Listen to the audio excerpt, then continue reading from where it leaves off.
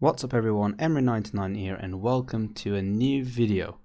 As you can tell, I'm currently in the menus of Pro Cycling Manager 2022 and I wanted to show you guys some new features and a gameplay of Ronde van Vlaanderen. Be sure to like this video and comment what you think, that you find it good, and if there's some annoying stuff that you see in this video, please tell them in the comments below and I'll try to also speak with the developers if they can do something about it. Before starting the race, I wanted to show you guys some small additions to the game this year. As you can see, we have the RDC, which you can choose between 0 and 5, and that determines the maximum race day condition your rider can have during a race. Obviously, if you've played Pro Cycling Manager before, having a +5 RDC meant you've got huge stat boosts such as +9s and even +12s on some attributes, but now you can reduce it to keep it more realistic and give you a less advantage towards the AI during a race, which I find it personally well. Also a new option, variability of race day condition.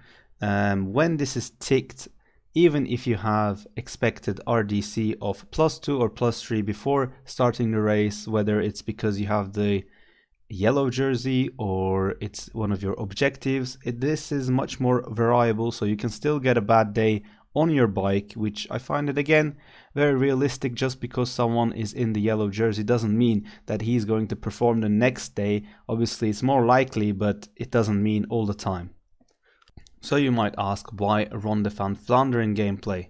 Well, that's because PCM22 have some 3D gameplay changes in these cobbled hill races. While playing races like Ronde van Vlaanderen, the hill stat is more important compared to previous editions. That way, hopefully, more realistic results can be achieved in PCM22, like a top 5 finish with Pogacar or Madouas, who are riders which do not necessarily have the top cobble stats. Also, the energy management has been changed. Our yellow bar depletes and regenerates much quicker, which you will see in the 3D gameplay, making it possible, hopefully, to be more on the aggressive in the earlier parts of the races. So what better to test this with Bahrain victorious. They've got plenty of good cobble riders with good hill stats such as Matej Mohoric, Dylan Teuns, Sonny Colbrelli and Jan Tratnik, Fred Wright, who also got a really impressive result in the real edition as well. Also new in PCM22 is the evaluation, which kind of replaces the average, so they are based on 6-star ratings. I mean, they look kind of like a star, I'm not exactly sure. And then also the mountain, flat, hill, those ratings are now in a different color code, so up to 81 is orange, and then if you have a stat that is over 81, like 82, 83, it is 85, which we can see by Matej Mohoric's downhill skill, which is well deserved in my opinion. Looking at the favorites now, and it's important to point out that stamina and resistance are also much more key attributes when it comes to strength, especially in these long races like Ronde van Vlaanderen, where there are constant attacks and relays throughout the last 70 kilometers. And it's good to see the hill riders of all the favorites are above 73, which kinda is expected looking at Ronde van Vlaanderen's terrain. We are underway in Ronde van Vlaanderen, and even before my riders are trying to come to the front, we already have attacks. At the start, some riders like Jens Kekelere, Connor Swift, Vendrame and Nelson Oliveira are on the attack, and we've got also riders trying to follow. Our team is too strong probably to go to the breakaway, but we will try to attack on the earlier part of the race, maybe cause some splits and shakeups. Just by coming in front of the peloton, Heinrich Hausler, for example, have lost a bit of yellow, but you'll be able to see, especially when the tempo goes down, you'll be able to get that yellow really fastly. So just to demonstrate to you guys, Heinrich Hausler, I'm going to attack with him now. He's going to lose his red bar because he is attacking, and he's also going to use yellow bar when his attack has resulted. So his attack resulted, we've only got 12 seconds, Movistar doesn't want us go, and you can see his yellow bar depleting really fastly. And we've got recovered, so we put maintain position on Heinrich Hausler, and look how fast his yellow bar regenerates, which is insane. Just waiting a few seconds and already up to nearly 80%, and in a few seconds he will be back to having maximum yellow bar. But we cannot do this every time. After 120 kilometers, we will see that his yellow bar's maximum level will also drop down, but it doesn't happen in the first time as it was with the previous editions. If you went pushed hard, your also maximum yellow bar decreases a little bit, but in this game this happens on a much more much more energy expenditure. So I think that's a good change. It's a bit confusing to understand at first, but I hope it helps more attacking gameplay. 6 riders are ahead of the race, and there are some actually good riders like Garcia Cortina and Patrick Conrad, and now they've started the Moor Capel Moor, which the peloton will begin now. And as you can see, as we're talking, a group of riders attack, including Mathieu van der Poel. So obviously we don't want to spend too much energy with our leaders, but we're gonna go all in with Colbrelli at this point. And let's see what's happening in the front. We have Mathieu van der Poel chasing us. We've 99 nearly the whole climb, and we've not really lost any energy. So let's see if people are willing to cooperate. I'm not so much because all my riders are at the back. So what's happening here? Are they willing to cooperate? Yeah, I mean, I can see Niels Pollitt pacing. While in the at the back, oh, there's a crash as well, which is kind of unfortunate for those riders. But Quickstep are just chilling. So we've made the group go into separate pieces, but I mean, the peloton is just chilling, and we have not the best cooperation in the world. Maybe they find Moor Capel Moor a very early point of attack, which is kind of disappointing, but also understandable. And there we go. Now Kwiatkowski and Bettiol, I don't know if they're attacking or pacing. They're attacking to bridge, but that's kind of a stupid move, and we're all back again. Or are we? Not really. I mean, I'm trying to understand what the AI is trying to behave, so that's why I'm not pacing myself. As you can see, Pogacar is here on the start list. We have Roglic on the start list. Funny names to see if it's possible for them to achieve a top 10, maybe. I mean, Pogacar most certainly, but Roglic, I have quite some doubts about it. But yeah, we've got no cooperation throughout the peloton at the moment, mostly because most of the teams do have riders. Quickstep and FDJ do not. Van der Poel and Van Aert in front, but it's been quite weird to be honest. Climbing the Berg ten Houte, the peloton is now 2 minutes behind, with UAE now in front with 4 people, 4 very good hill riders, but they're just not pacing. Very interesting. So we've got more attacks. Lutsenko this time attacking Van der Poel, Pollitt and Bettiol following. Do we have any following from this group? Well, Jumbo are pacing, but the peloton are 3 minutes down. Well, yeah, well, I don't know what to think about this PCM. I mean, certainly trying to report what's happening here. I don't understand, but we'll see. Well, it's a 16-man group, and the 6-man breakaway, they're going to bridge up soon as we're doing the second ascent of Aude Quaremont. We've got 3 Ineos riders here, 3 Jumbo riders, 4 Ineos riders even, and 3 EF riders, which is very interesting.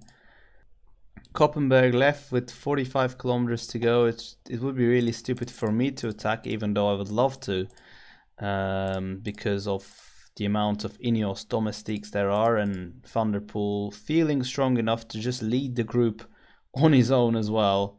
We've got Lutsenko, Pollitt and Bettiol struggling for a moment while we are just chilling. We have had our yellow bar at around 60-70% with our maximum threshold around 75%. We're gonna get some water, 42 kilometers to go, just Mathis Louvel left on the break. I mean, not a good idea to really get water on the cobblestones, but at least we're alone in the group, so we didn't really lose that much time. Hot on next, and again, the domestiques in this 15-man group are working. Are we gonna see some attacks? I mean, I don't know. We'll see. Van der Poel going to the front, but no. Well, oh, kind of losing the group a little bit. Let's try not to lose that. And Van der Poel attacks just in time as I accelerated as well, so I didn't miss that move. Ineos going for the team approach, but they've lost this group for now. It'll be interesting. So we've got not many red bar left. Van der Poel stops. Are we gonna get any cooperation from this 5-man group? Well, it's kind of pointless as Ineos is back within seconds. Well, next up is the final Quaremont, and we're really in the final 20 kilometers to go. Pollitt tries a move which I will not respond now. We will get our energy gel. That move I should respond. Bettiol, we're in the wheel of Bettiol, hoping that he doesn't crack early enough. No, he's got more ideas. He's going into front of the group. Oh no, oh no, oh no, oh no. Wout van Aert has opened the engine. He's got Van der Poel with him. He's got Dylan van Baarle with him. Meanwhile, fortunately, I'm not that strong. We've lost Bettiol in our wheel. Pollitt literally has no energy. So, oh, maybe he does. Come on, Niels. Get us to the front. Just the Paterberg left. And the front two. It's going to be a duel between Van Aert and Van der Poel.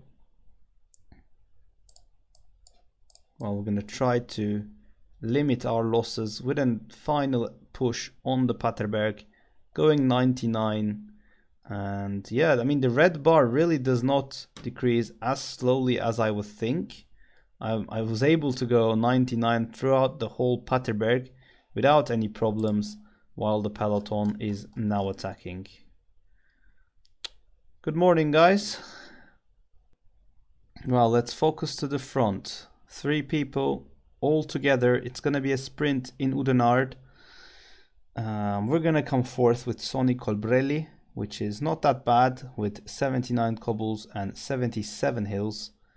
But who's going to win it? That's the question. I mean, the sprint stats favor Van der Poel heavily with that 84 acceleration. Oh my god. But Wout van Aert isn't a bad sprinter either, and it's all about having the most energy in a Ronde van Vlaanderen sprint, so let's not forget that. Van Baarle at front, Van Aert behind, and Van der Poel, who's first to launch. He gets it with very good acceleration. Can Wout van Aert respond? No. It's going to be Mathieu van der Poel who wins this Ronde van Vlaanderen, while we're going to come in at 4th place. Pollitt is there 5th, and Asgreen from the peloton. Well, not respectively. I mean, Quickstep just played that utterly stupidly, and Colbrelli sprints home 3 minutes behind that 3 in 4th place. I mean, 3 minutes, that's huge. We can see Pogacar with 71 cobble finish with the group, as well as Alaphilippe with only 71 cobbles as well. So at least, you know, you can see that the hill stat does make sense, but the gameplay didn't make sense at all. And here is the results page. In the end, we come 4th, 2 minutes 58 behind Mathieu van der Poel, the winner. Looking back, we had Pogacar, Benoot and Turgis coming with the peloton, obviously. So what I think about the general gameplay on this occasion is that in real life, you do see sometimes peloton not being able to cooperate well and the attacker group winning the race, but in this case it was just a bit of a shambles really. There's no way that much domestiques in the peloton does not work together and let this group go away. We see Pogacar with the front group, which kind of tells us that, you know, low cobble stats you can get some top 10s, definitely. But yeah, that has been the Ronde van Vlaanderen gameplay on the Pro Cycling Manager 2022. So lastly, I want to talk about my upload schedule. Unfortunately, since moving to Germany in April, I've have a quite busy life with my university studies going into a summer semester, so that's why I had no really time to record a series kind of thing. That's why the Valverde series stopped, so very sorry about that. I'll try to get some more one-off videos going rather than a series, because currently I cannot have that time to go continue and record weekly a full series. But let me know if you have any ideas, challenges, or things you want to see within the PCM game down the comments, and I'll be happy to give my shot and try to get you guys some PCM 22 content as much as I can, rather than just a general career / pro cyclist gameplay. If you've enjoyed it, please like the video and subscribe if you're new, and see you till the next time.